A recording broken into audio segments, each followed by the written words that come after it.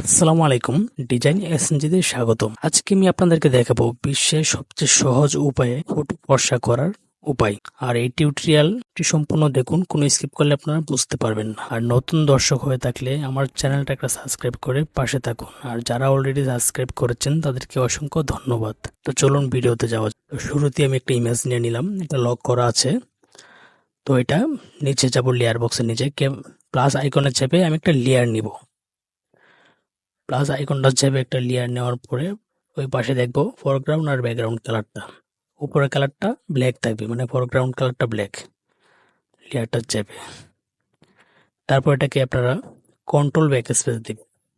Control back space দিলে এরকম white হয়ে যাবে। তারপরে তারপর এই লেয়ারটা ক্লিক করে আপনারা ব্লেন্ডিং অপশন থেকে সফট কালার দিবেন, সফট লাইট। তারপর এই লেয়ারটা চেপে আপনারা নিচে যাবেন, ক্যামেরার মতো আইকনটাতে লেয়ার মার্কস করব। তো এখানে চাপ দিব আমরা অল চেপে। এই যে কালো হয়ে গেছে, এখানে অল চেপে দিলে কালো হবে, আর অল না দিলে কালো হবে না। তারপরে ফরগ্রাউন্ড আর ব্যাকগ্রাউন্ড কালারটা দেখবেন অটোমেটিকলি হোয়াইট হয়ে যাবে। তারপর ব্রাশে আসবেন, ব্রাশে আসার পরে উপরে দুইটা অপশন চলে আসবে, অপাসিটি আর ফ্লো।